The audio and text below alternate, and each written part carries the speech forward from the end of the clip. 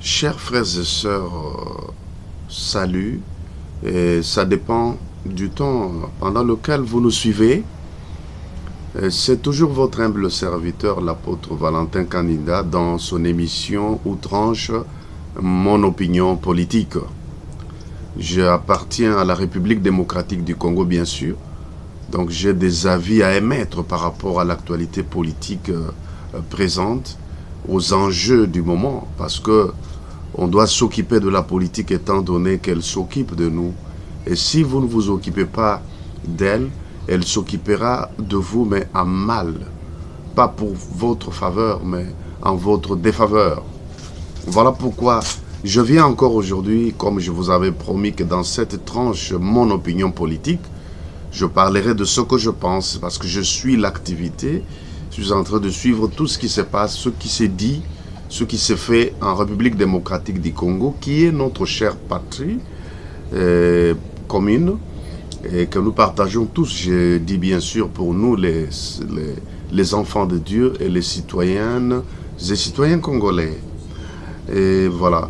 Lelo, naye pona kosolo na bino likolo a thème moko ya l'ouragan politique congolaise ou RD congolaise pour différencier, comme Tozana deux Congo, la République démocratique du Congo et la République du Congo de Brazzaville.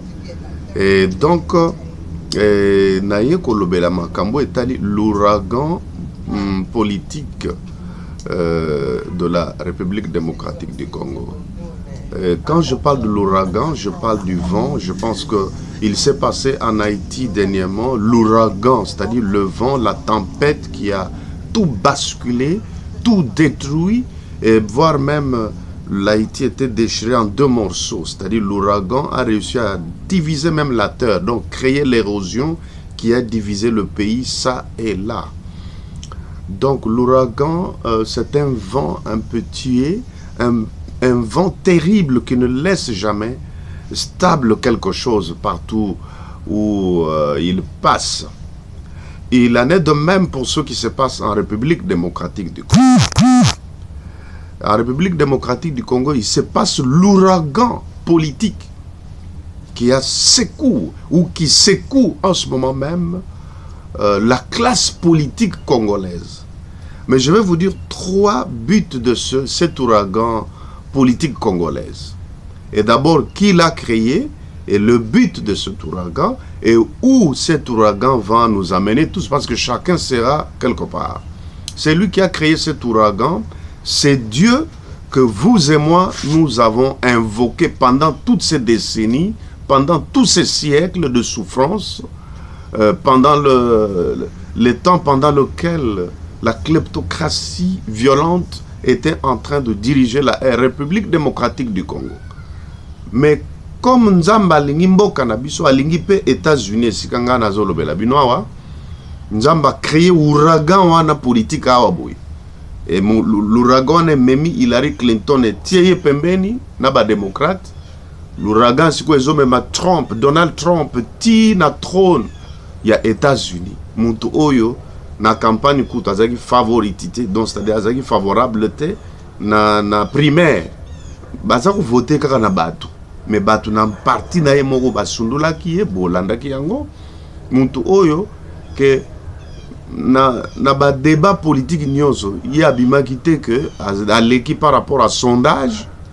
Donc un homme qui n'était pas dans les sondages, ni dans le débat politique, ni dans les meetings, dans la campagne, mais cet homme, c'est lui qui sort le président des États-Unis. Mais au Azaki favoriti, Hillary Clinton, mon ouragan et memie tilibanda, azuki pelekes, azole lawa botoza oloba. Oui, pourquoi? Pour un seul but, pour une seule attitude, oye sepeli sinza menakati ya Trump. Ngai na sali campagne à Trump, na baninga na nga ba républicain, ba sali ya Nzambe, ou momona ki bazo sambela pona na bato na nga. Mais eloko moko na retenir, nazalaki wapi na mboka nini, nazalaki na Virginia, titangu élection zo Salem. Ndako na fanda ki pinda, moninga na nga wana ndeko na nga wana, azalaki pinda mutu ya Hillary kutu na kati ya campagne ya Hillary. Toute fan na pena tozotala pena spectacle pena lokola da film pena ko bazo voter pena Trump petit ba grands électeurs nyonso basili ndeko nanga na moni akamati dra finiki tozana salon mais finiki dra alali donc c'est qui pelekes pourquoi et loko nzamba lingi ko sala muntu amukira ko telemela te mu pepe wane beti po buka ba biloko moko immoral o elingaki ko salema na mboko oyo ngai to nazali. La même chose, Nzambe, Nani a créé qui ouragan. C'est Dieu qui a créé l'ouragan. Mais ouragan na mukele ya ke memi biloko boye ke kutika ngoboye lo memi biloko boye ke kutika ngoboye petu la kamboka e buka kape biloko e panza kape makita. Ce même ouragan, s'il vous plaît, est qu'au bêta pena République démocratique du Congo. Pour tous les deux pays puissants de la terre.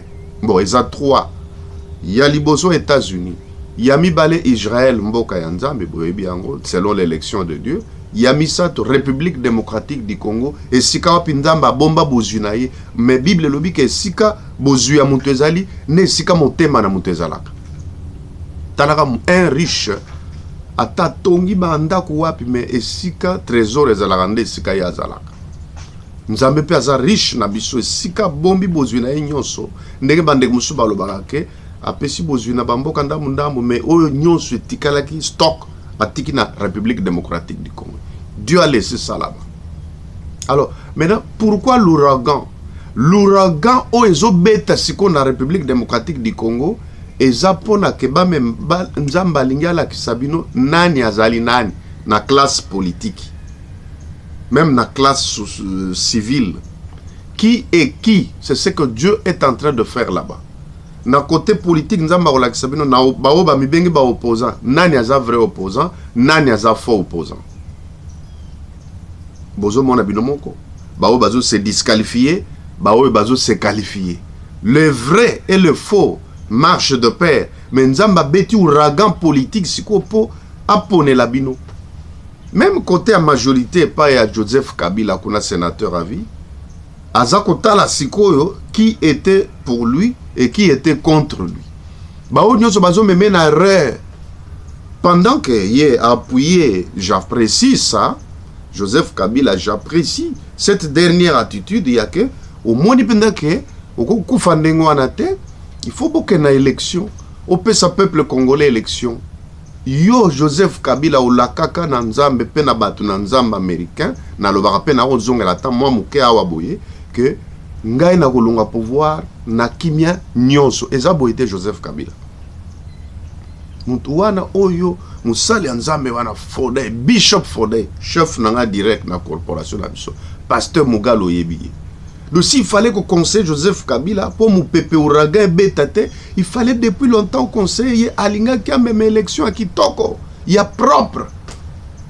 Mais bino boluka qui dans le glissement, le glissement c'est quoi comme même ouragan. Le glissement a produit l'ouragan en RDC. Vous aviez pensé au simple glissement pour ça allait être glisser après continuer ba mususu ba kweye. Mais c'est quoi yo et boti glissement et boti ouragan politique. Il y a toujours vivre ce qu'on. Mais na sepeli quand même que Joseph Kabila a bengi bandeko ba prêtre ya 5 ans na komela ki même bango mukanda balakisa Joseph Kabila na ebite soko ba papa ya 5 ans balakisa ke mukando nga na komela ki bango na email na bino penda na tindi yango na site ya société civile pe na luki email na bino na zui yango na tindi ki yango lisusu na email ya 5 ans po bozwa yango lokola bozaba tata ya molimo baza ko parrainer moralement. Comment on appelle ça, le dialogue. Bon, ça la peine aspect spirituel pour boyeba. Monto yo boza ko encadrer ce que Joseph Kabila oyo a pesibino confiance, a salibino confiance, ba difficulté nini azana. Alors donc, to lobela onsima. Siko boye to lobake au monité bato ya MLC yoka oyo Jean-Pierre Mbemba lobina na lae kuna.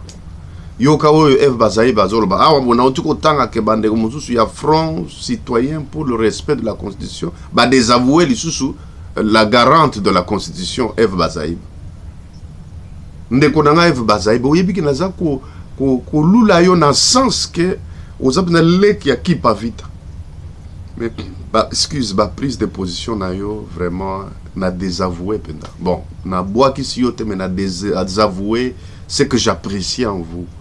Et vous devez savoir faire la différence entre être têtu et être légaliste.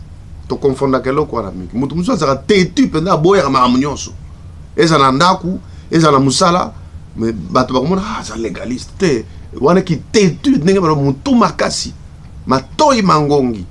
Mais ça mutu mususu aza légaliste wana nde alandaka logique. Alors il ne faut pas confondre, faire l'amalgame des choses. Omoni erreur osali tango lobi ke comment bakoko ndima père na fils ba diriger biloko nyonso. Wana zoba Etienne Tshisekedi. Tala siko ba musu ba bimisi yo pe polele. Donc yona mubali papa na yebiyete j'ai du respect. Et donc bozape bon siko yebisanga qu'est-ce que vous voulez donner comme leçon aux autres.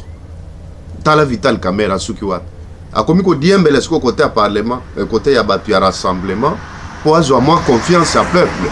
Alors que dans la cité de l'Oreya, à Zaginani, tant au coup de dialogue et bani à Zalakinani pour défendre Kabila.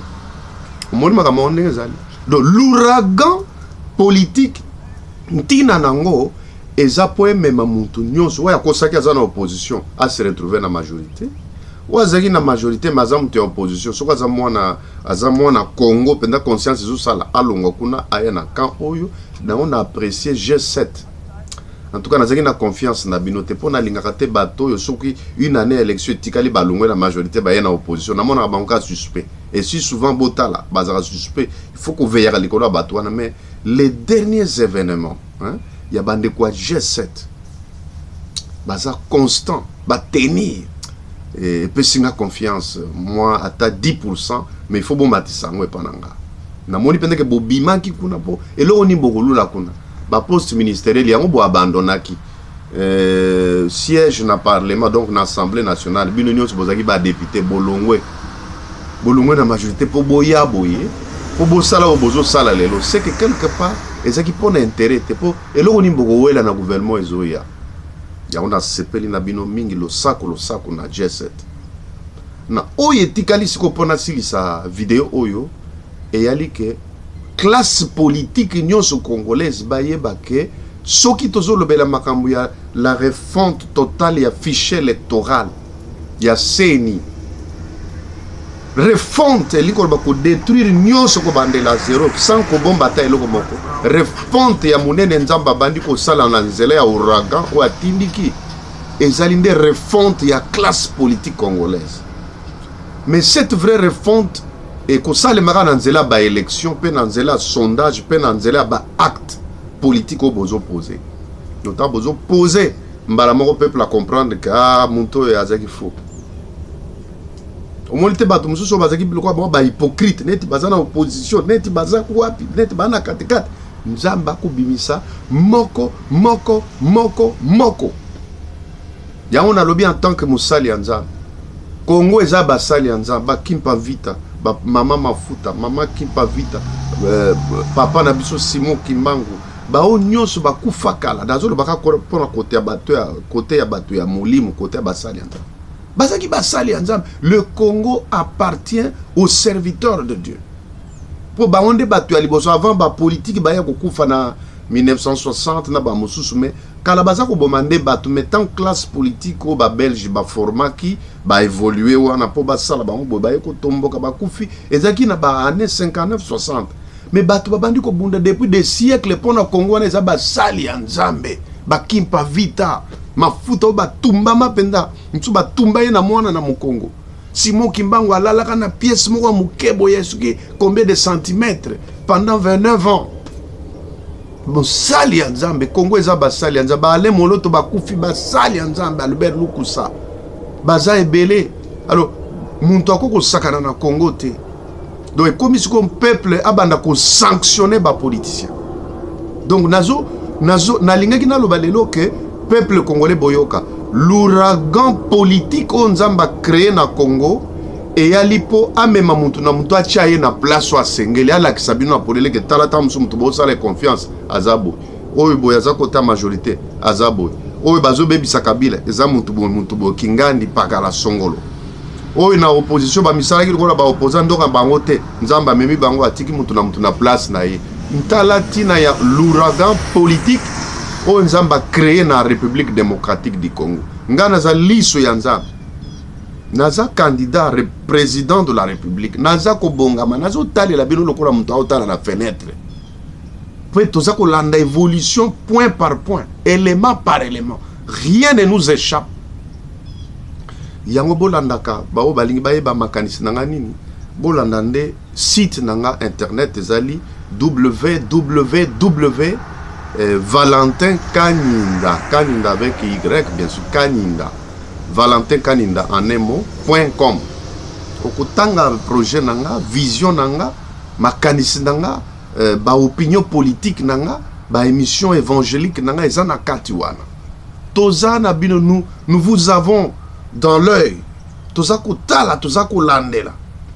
Ti tokotala que processus électoral est fiable, correct. Tokoli ak sabino bana Congo.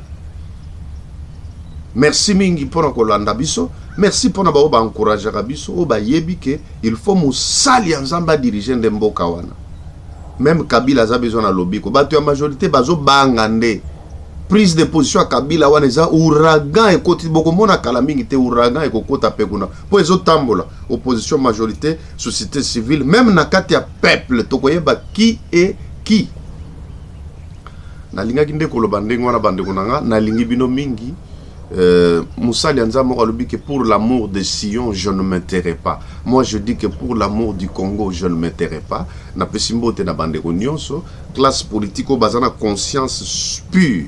O baza ko travailler pour l'intérêt à peuple nzamba pese bino makasi ba o baza na prison pour na Congo. Frank Diongo moninga nanga monidela Frank Diongo mutu nanga nda apôtre Vaillant Kachiz oyo landaka na tongo nyonso na RLTV na Mateya Kitoko oyo olamukelaka 4 heures na zawana naza ko soutenir na prière nanga pesa vidéo pe na Moïse monidela mutu nanga parmi bato ba encourager na kota na politique. Na salué courage ya président de la République Joseph Kabila oya lobi que 5 ans malgré que bato ya majorité balobaki nous prenons acte de l'échec de la médiation de la 5 ans mais alobité ba échoué te il faut que ne malamu ale abengi yango lisusu yango ememi boye c'est que Kabila yemo nda azana clé ya déblocage ou décrispage de l'espace politique en République démocratique du Congo botika kolandela vie Kyungu asale lokote politika ko ba procès politique to na botika yango po l'ouragan wezoya ekotika mutu moko te ya mabe na place ya malamu to pe kotika mutu ya malamu na place ya mabe. L'ouragan ezoya pour mettre de l'ordre bana Congo na lingi bino mingi ezala ba bazana diaspora ezala ba bazana mboka bozo lala nzala toyebi bozo kufa toyebi me kala mingi te mu pepe wana ekukase basinga nyonso ekokende tina bato ya libanda o baza ba ennemi di Congo na bato ya kati na ba o baza ba traître. L'ouragan ekotike loko moko te eko épargner mutu moko te yango bongama mutu mabe ya bongo la mutema parce que 2017 ezambula ouragan. L'ouragan o ekoya po bebisa misala nyonso molili e panza nyonso elongola mutu mabe na place ya malamu etika ye kote na ye oya bongi mutu na kana ye talantina ya l'ouragan politique en République démocratique du Congo na pesi bino mbote na encourager bantu nyonso ya opposition eza la majorité eza la société civile eza la peuple na biso o baza ko œuvrer pour que makambu ebonga nzamba pambola bino tokutani na video ya sika bo partager yango na bato ebele na bakonzi ya mboka kuna bo partager yango po ete idéologie oyo ekota na bato nzamba pambola bino. Que Dieu vous bénisse. Ezaki wabino l'apôtre Valentin Vaillant Kaninda aux États-Unis.